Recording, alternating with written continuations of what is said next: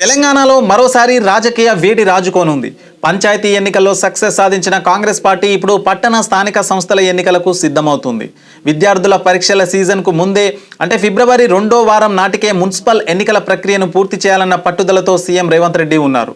అందుకు అనుగుణంగా ఓటర్ల జాబితా తయారీ, వార్డుల విభజన, రిజర్వేషన్ల ఖరారు వంటి కీలక ప్రక్రియలను జనవరి 2, 3 వారాల్లోనే పూర్తి చేయాలని ఎన్నికల కమిషన్పై ప్రభుత్వం ఒత్తిడి పెంచుతోంది. రాష్ట్ర వ్యాప్తంగా గడువు ముగిసిన 120 మున్సిపాలిటీలు, 9 కార్పొరేషన్లు ఇప్పటికే ప్రత్యేక అధికారుల పాలనలో ఉండగా హైదరాబాద్తో పాటు మరికొన్ని కార్పొరేషన్ల గడువు కూడా త్వరలో ముగియనుంది. ఈ నేపథ్యంలో వీలైనన్ని పట్టణ సంస్థలకు ఒకేసారి ఎన్నికలు నిర్వహించాలని ప్రభుత్వం భావిస్తుంది. అదే సమయంలో ఓఆర్ఆర్ పరిధిలోని 27 మున్సిపాలిటీలను జీహెచ్ఎంసీలో విలీనం చేయడం ద్వారా హైదరాబాద్ పై ప్రత్యేక దృష్టి పెట్టింది.